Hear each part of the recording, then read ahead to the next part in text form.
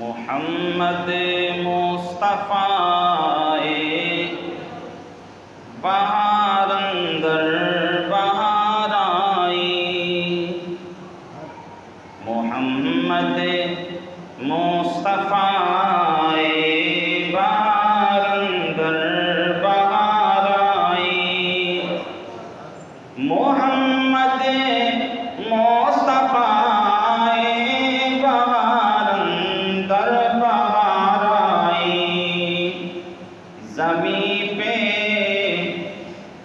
زمین پہ آسمان سے خوشبوئوں تو بار بار آئی۔ یہ بڑا مبارک مہینہ ہے، آپ کو معلوم ہے وقت جو کہ کم رہتا ہے، ساری کائنات کو اللہ تبارک و تعالی جل جلالہ نے اسی ذات برکات کے صدقے میں پیدا فرمایا ہے۔ اگر ہمارے نبی نہ ہوتے تو کچھ بھی نہ ہوتا۔ یہ میرے نبی کا اپنا اعزاز ہے۔ ہر انسان کو چاہے کتنا ہی علم والا ہو، کتنا ہی عقل مند ہو، کتنا ہی دنیا میں فیمس ہو، بادشاہ ہو، فقیر ہو، امیر ہو، غریب ہو، سب کی سیرت اس کی پیدائش سے شروع ہوتی ہے اور وفات تک اس کا خاتمہ ہو جاتا ہے۔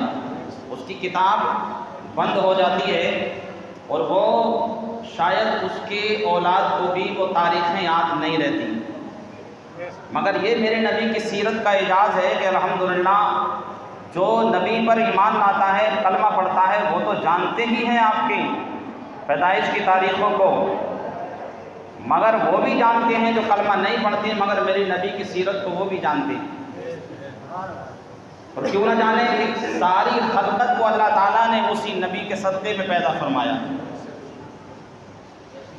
اللہ تعالیٰ نے ارشاد فرمایا لقد من اللہ علی المؤمنین اذ بعث فیہم رسولا۔ کتنی عظیم شان ہے میرے نبی کی۔ میرے نبی اکرم نور مجسم صلی اللہ تعالیٰ علیہ وسلم کے ایک روز دادا جان عبد المطلب رضی اللہ تعالیٰ عنہ سے آپ کی بیوی نے ایک شکایت کی، اور ایک دن چونکہ عبد المطلب گھر کے باہر رہتے تھے، مرد باہر ہی رہتا ہے، اور خانہ کعبہ کی چابیاں آپ کے پاس تھیں، سردار تھے، عزت دار تھے، باوقار تھے، جلدی سے چلے جاتے اور اس لیے بھی چلے جاتے جلدی سے کھانا کھایا اور فارغ ہو کے چلے جاتے۔ ہمیں یہ بتایا اور آپ بھی جانتے ہیں کہ جس کے گھر میں بیوہ بہو رہتی ہے وہ گھر میں جلدی ٹھہرتا نہیں، اس لیے کہ کہیں میری وجہ سے میری بیوہ بہو کو تکلیف نہ ہو۔ وہ تو بیوہ ہے، یوں ہی اگر گھر میں بچے شادی شدہ ہو جائیں اور بہو آ جائے تو بڑے بزرگ اس کا بڑا خیال رکھتے ہیں، البتہ بچے چاہے خیال نہ رکھتے ہو مگر بزرگ بہت خیال رکھتے ہیں اس بات کا۔ مگر آپ چلے جاتے، ایک روز جلدی چلے جاتے، بڑی پریشان ہے حضرت محمد عربی صلی اللہ تعالیٰ علیہ وسلم کی دادی محترمہ بڑی پریشان رہتی تھی، اور پریشانی کی وجہ یہ تھی وہ کہتی تھی میری جو بہو آمنہ ہے یہ جہاں جاتی ہے وہاں خوشبو سے معطر ہو جاتا ہے، خوشبو ہے، بڑی پریشان ہے، جس کمرے میں جائیں، جہاں بیٹھیں، جہاں سے گزر جائیں، جس گھر کے خطے میں چلی جائیں وہاں خوشبو سے الحمدللہ وہ جگہ معطر ہو جایا کرتی تھی۔ اب یہ بڑی پریشان کہ میں کیا کروں۔ آخر ایک دن آپ نے ان کو روک دیا اپنے شوہر کو اور سامنے بٹھا کر کے عرض کرنے لگی تمہیں گھر کا معلوم ہے، کچھ پتہ ہے، تمہیں ہوش ہے، تم تو چلے جاتے ہو، گھر کے معاملات یہ ہیں کہ گھر سے خوشبو ایسی آتی ہیں، یہ ہماری جو بہو ہے یہ بیوہ ہے، نہ جانے خوشبو کہاں سے لاتی ہے، ہر وقت اس کے جو ہے جسم مبارک سے خوشبو سے اس کا جسم معطر رہتا ہے، خوشبو آتی رہتی ہے، میں بڑی پریشان ہوں۔ حضرت عبد المطلب کہنے لگے تو نے آج چھیڑ دیا تو بات میں ہی بتا دیتا ہوں، تو بولے گھر میں بیٹھ کے پریشان ہے، میں باہر پڑا پریشان، میں جدھر سے گزرتا ہوں، جس راہ سے گزرتا ہوں،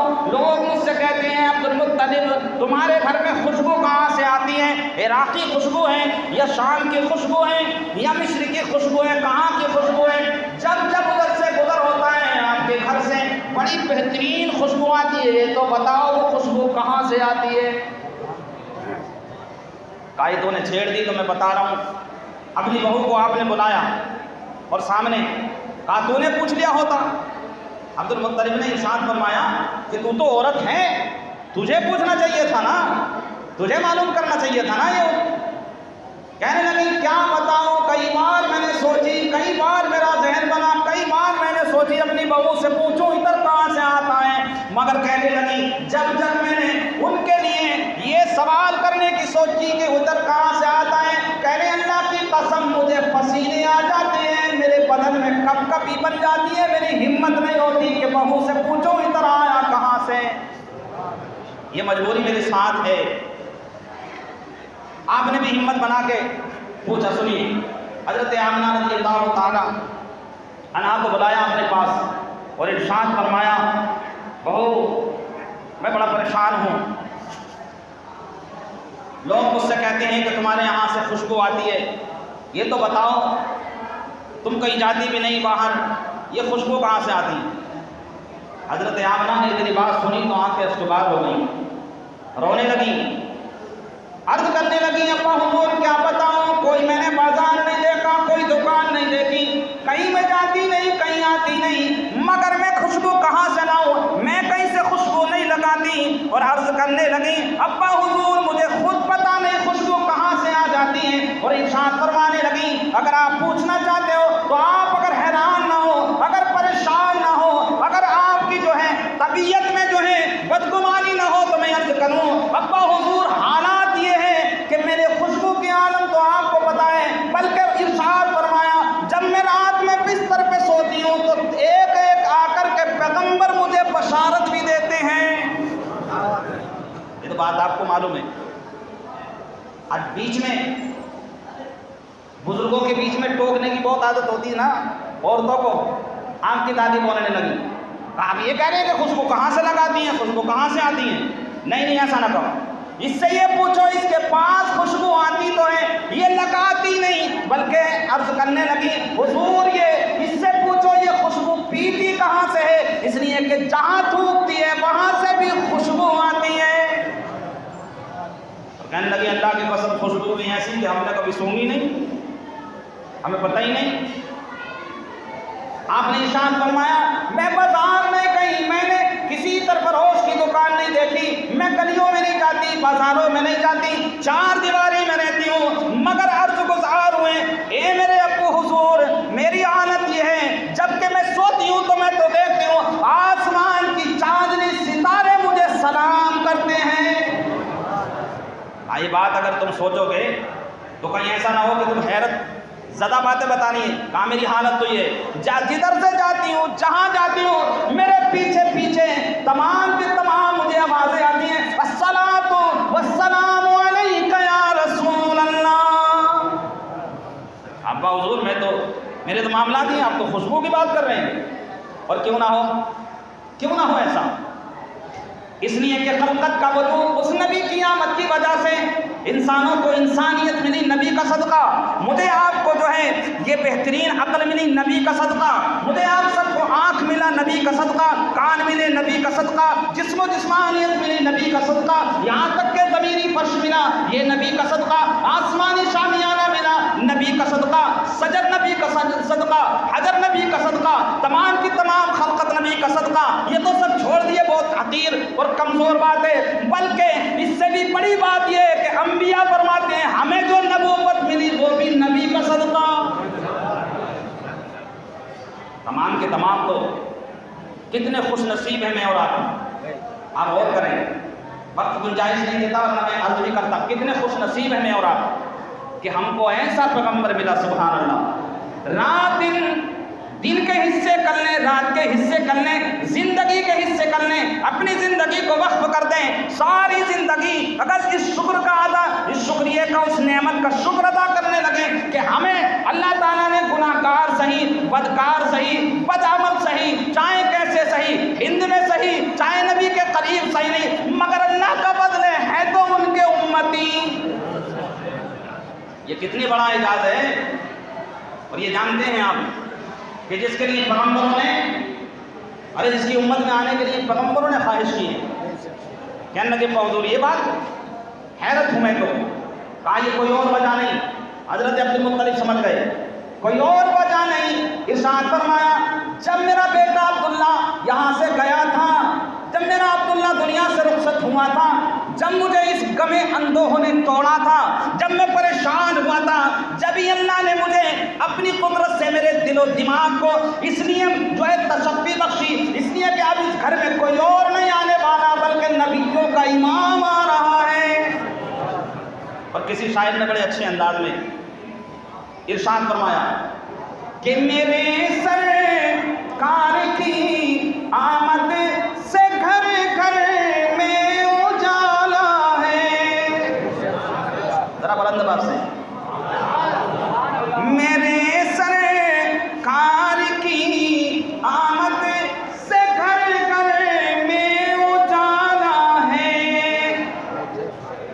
میرے سرکار کی آمد سے گھر گھر میں اجالا ہے. جدھر بھی اب بھی دیکھ لو انشاءاللہ. جدھر بھی دیکھیے، جدھر بھی دیکھیے میرے نبی کا بول والا ہے. تم دیکھو جہاں عاشق آباد ہیں ان کی بستیوں سے ذرا گزر کے دیکھو، کیا گھروں پہ جھنڈے نہیں ہیں؟ کیا کمکمے نہیں لگ رہے؟ کیا روشنی نہیں ہے؟ اس لیے کہ عاشق جانتے ہیں تیرے بیٹے کی شادی ہو تو گھر کو سجاتا ہے. اور یہ ہم تو جانتے ہیں الحمدللہ بچانے کی ضرورت نہیں ہے. الحمدللہ اہل ایمان لوگ ہیں، خوش عقیدہ لوگ ہیں. تمام خوشیاں نبی کے صدقے میں ملی ہیں، اس لیے نبی کی آمد پر گھروں کو سجاتے ہیں، جھنڈے لگاتے ہیں، کمکمے لگاتے ہیں. یہ تو ظاہری جو ہے ہم جو ہے ظاہری ڈیکوریشن کرتے ہیں، مگر اللہ کا فضل ہے جو سچے عاشق نبی پہ درود پڑھ کے دل کو بھی سجاتے ہیں. اس نے کہا ہے کہ میرے سرکار کی آمد سے گھر گھر میں اجالا ہے. جدھر بھی دیکھیے میرے نبی کا، جدھر بھی دیکھیے میرے نبی کا بول. اور کچھ مخالف بھی ہیں الحمدللہ. یہ حقیر کے اشعار ذرا سن لیں. کچھ مخالف بھی ہیں اور جی اسی ٹائم تمہیں کیا ضرورت تھی، یہ پیسے کسی اور جگہ لگتے، شادی میں لگتے، کمزوری میں لگتے، ننگے کو کپڑا پہناتے، بھوکے کو کھانا کھلاتے. ارے نالائق، یہ پوچھتا ہے ہم سے کہ اسے خرچ کیوں کر رہے ہو؟ تو پٹاخے پھوڑتا ہے تو تیرا ذہن نہیں بنتا؟ ہمارے نبی کی آمد ہے. لیجئے سنیے، عقیدے کا شعر ہے. کہہ رہی کہ جو ہیں ایمان والے بس وہی جھنڈے لگاتے ہیں. ارے بولو لگاؤ گے نا جھنڈے؟ روشن کرو گے نا گھر کو؟ ظاہر باتیں کریں گے انشاءاللہ. بالکل لگاؤ، بالکل سجاؤ. یہ کس بدبخت نے بتائی؟ اور میرے اعلیٰ حضرت کی تو شان ہی الگ ہے. اس طرف تو میں گئے نہیں، شعر سنائے نہیں، مگر پھر بھی برکت سنا دوں. کہہ رہے محمد مظہر کامل ہے حق کی شان عزت کا. اگر شعر سمجھ میں بھی نہ آئے تو میرے امام کا ذرا شعر سن لو، ایمان تازہ ہو جائے گا. کہہ رہے محمد مظہر کامل ہے حق کی شان عزت کا. محمد مظہر کامل ہے حق کی شان عزت کا.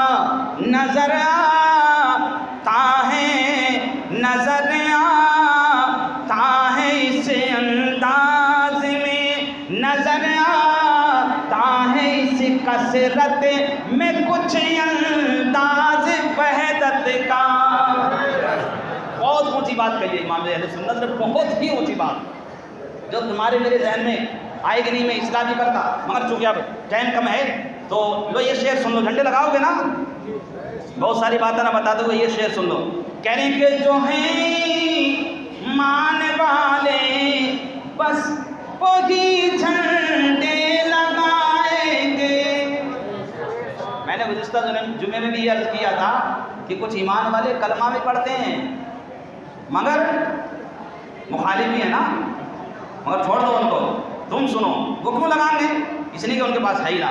جو ہے مان والے بس وہی جھنڈے لگائیں گے، اور وہ جھنڈے جناب وہ جھنڈے کیا لگائیں گے، وہ جھنڈے کیا لگائیں گے کہ جن کے دل ہی کالے ہیں.